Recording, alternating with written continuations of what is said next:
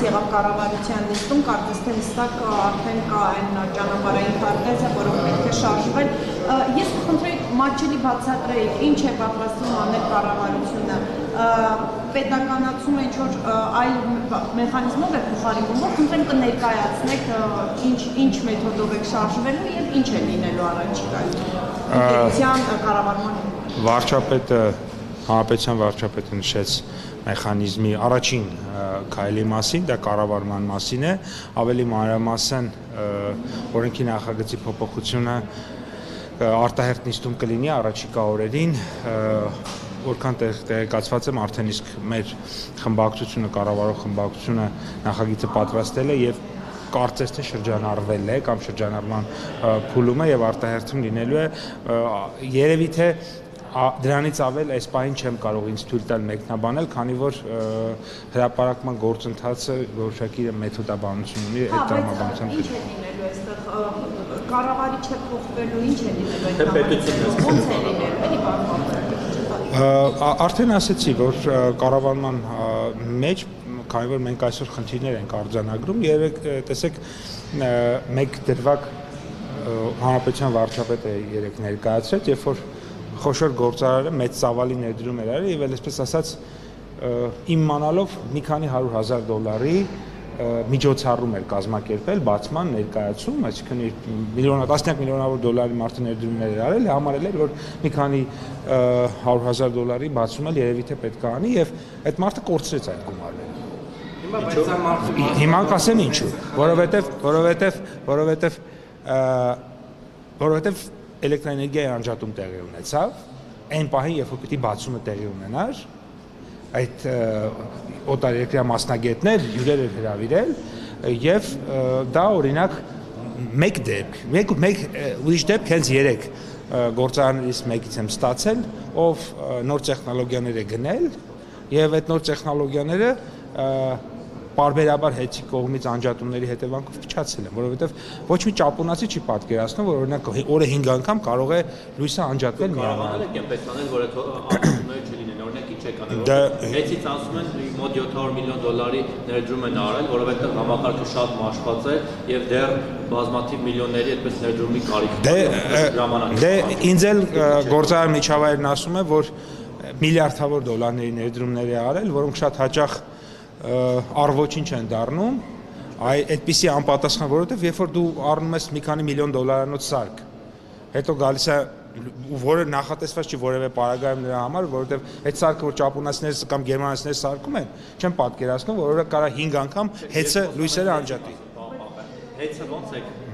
Հեծը բանավաճ ինքն հարցնում։ Չէ, դες պատասխանեցի ես ինքս էլ եմ։ Շտաբում խնդրեմ մեկական Այն ամենայնիվ սա մասնավոր բիզնեսի իրանալու փորձ չի արդյոք կառավարության պետության կողմից եւ դու կարծում եք Հայաստանը միակ երկիրն է, որտեղ օրինակ հոսանք անջատվում է։ Հայաստանը միակ երկիրը չի վստահաբար, բայց ձեր առաջին հարցի պատասխանը միանշանակ եւ հստակ ոչ եւ ոչ, որովհետեւ դուք տեսնեք եւ նախագիծը եւ մեր օրենսդրությամբ բոլոր հիմքերը սահմանված են, այսինքն այն ինչ որ տեղի կունենա, բացարձակապես դա մեր օրենսդրությամբ սահմանված է եղել, մենք մեր օրենսդրությամբ սահմանված դեպքերի իրացումն ենք ապահովելու։ Դա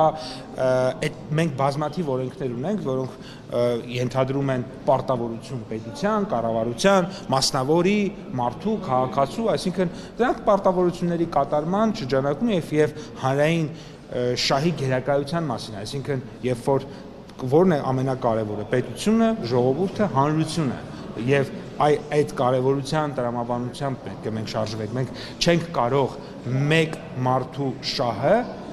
գերադասենք հազարավոր, 100,000-ավոր, միլիոնավոր մարդկանց շահերից։ Մենք չենք կարող մեկ մարդու ասել դու ինչ ուզես կարող ես անել եւ օրինակ հազարավոր տնտեսվարողներ բիզնեսներ կորցնեն, հազարավոր տնտեսվարողներ 100 միլիոնավոր դոլարներ կորցնեն, 100,000-ավոր մարդիկ մնան առանց լույս։ Պետական կառավարման համակարգում պարալիզացվի, որովհետեւ բանա, չգիտես ինչի, օրինակ 3 էկոնոմիկայի նախարարությունում կես ժամի մեկ ասենք իմ համաշտան հասկանալի լույսերը անջատվում է։ Սա Եթե պետականացվի հեծը, այդ միջոցներ ունեք, այդ առողջացման ծրագրերի ներդրումների արդյունավետ որ լինեն ներդրում։ Տեսեք, կլինի մեխանիզմը ազգային ժողովում այդ բոլոր հարցերի մասին պատասխան կլինի, որովհետև երբ որ նաև մեխանիզմ է ներկայացվում փոփոխությունների համապատասխան տեղի կունենան, ես կարծում եմ նաև Իսկ դուք ղեկավարությունից բացատրություն պահանջել եք կամ պարզաբանում ինչու է իրավիճակը։ Ես երեք հրապարակային այդ մասով արել եմ նաև գրառում, որովհետև անթույլատրելի է, երբ որ տնտեսությունը օրինակ գործարանը կարա կանգնի, գործարանները կարան կանգնեն, առևտրի կենտրոնները կարան կանգնեն եւ այլն, եւ բնականաբար կարծում եմ, որ այդ մասով աշխատանք պետք է տալի։ Չեմ, ես ասում եմ դա երեք ես նաև այն հրապարակային եմ դրա մասին արել գրառում, ես կարծում եմ նաև ոլորտային նախարարությունը պատճեց զբաղվում է։ Օրինակ դուք Իրանի մասով էլ ասեք, պարոն Պապայան, դուք հանդիպեցիք Վրաստանի փոխվարչապետի հետ, որը նավեկономիկայի նախարարն հետո իրեն լրացրին աշխատանքի, չգիտեմ ինչ եղավ իրենց մոտ, եւ ասացիք, որ Իրանի խնդիրը լուծվել է նաև կոնյակի մասով։ Թեպետ էլի ազդակներ կան, որ որոշակի խնդիրներ կան, կուտակումներ կան։ Խնդրում եմ ասել, վրացի ձեր գործընկերները բարձրաբանել են, որ մեր խնդիրը ինչու են իրենք խոչընդոտ հարուցում մեզ համար, մեր արտահանողների եւ ռուսական մասից բարձրաբանում ունեք եւ այս բանի ամբողջությամբ խնդիրը լուծված է, թե դա կուտակումներ կան։ Տեսեք, ուրեմն Ծիրանի մասով այս պահին երեկվա դրությամբ 626 մեքենա միայն հունիս ամսին Ռուսաստանի Դաշնություն հասել է,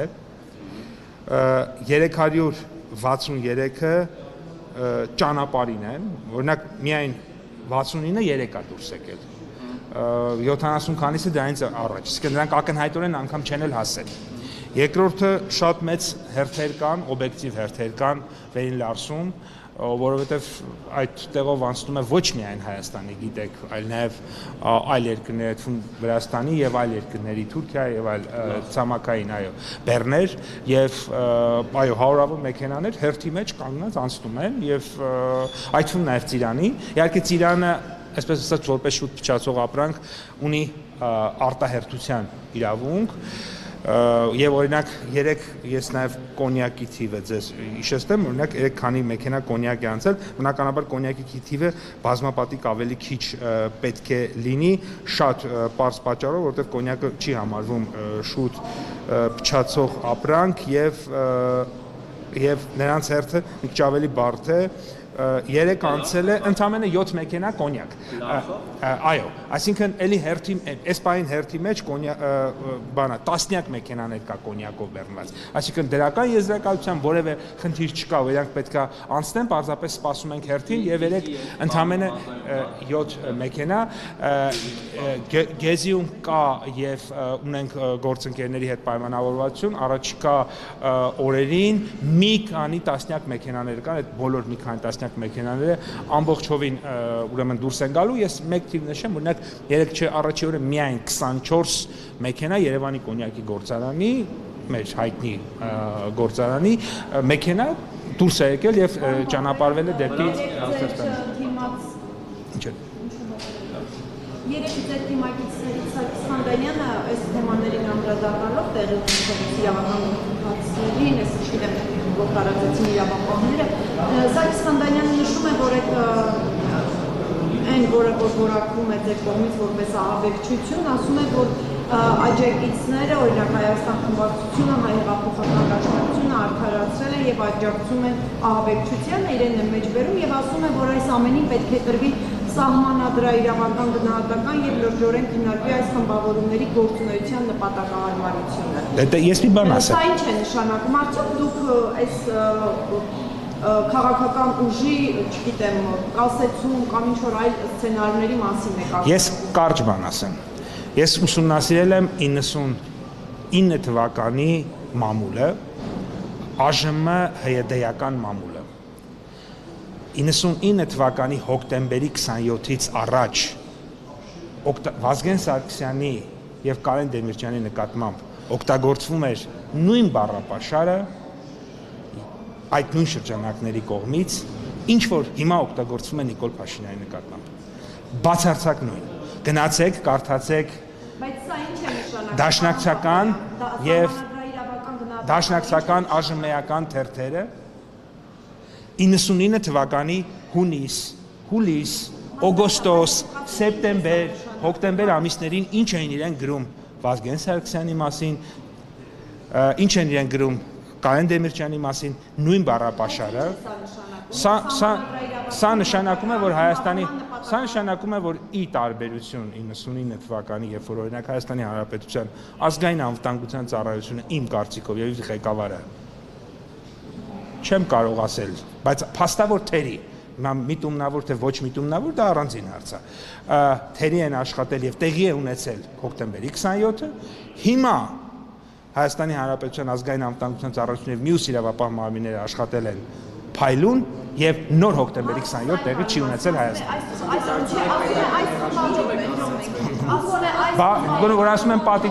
պատիտակ այսքան մարդու պետքա գյուլենք, հետո այսքան մարդուն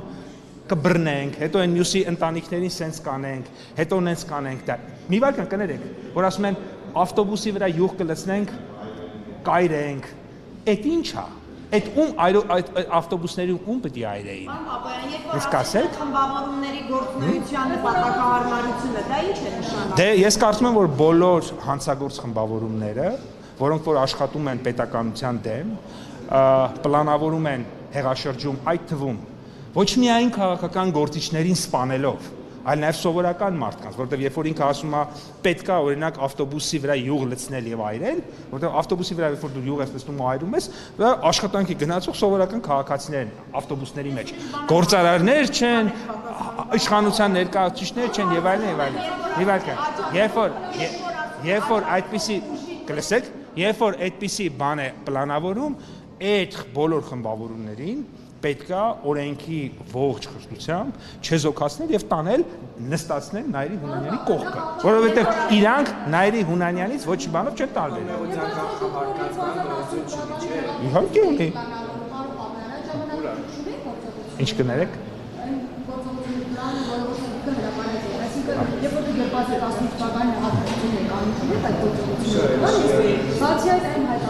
Դուք տեսեք, գործողությունների պլան ցանկացած փոփոխության կա, բայց երբ որ այդ գործողությունների պլանը օրինակ խաղաղ հանրահավաք է, ձեռքի ծափեր է, ավտոմեքենայի ազդանշան է, փողոցում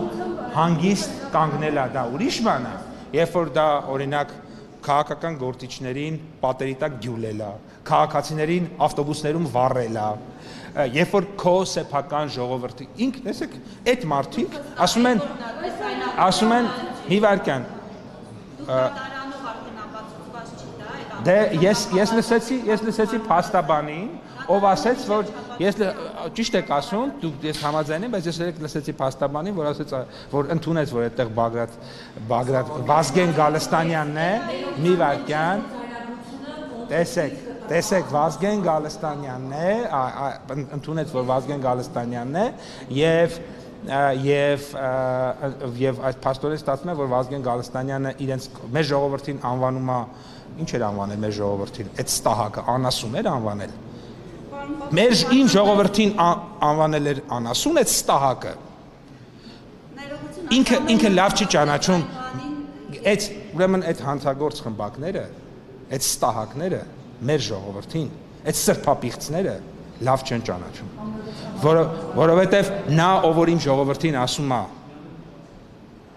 անասուն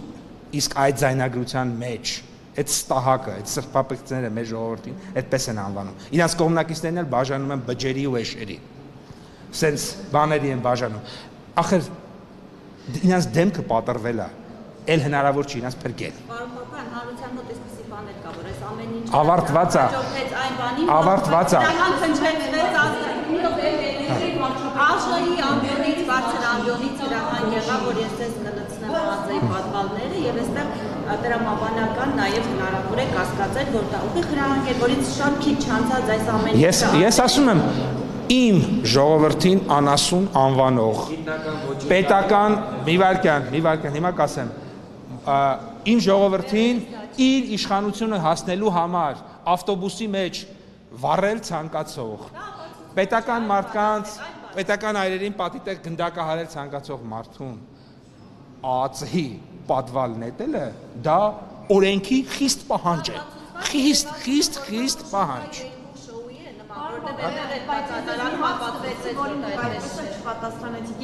Դուք ինչ հարց տալիս եք, ավելի վատ վիճակում եք հայտնեցնում տերորիստներին եւ տերորիստների պաշտպաններին։ Չեք լսում հարցը, պարոն Պապարյան, ինչ որ հայտարարություններ եք անում։ Ես ես հարցնում եմ, երբ որ Սարգիս Խանջանյանն ասում է, որ սահմանադրայրավական գնահատական պետք է տրվի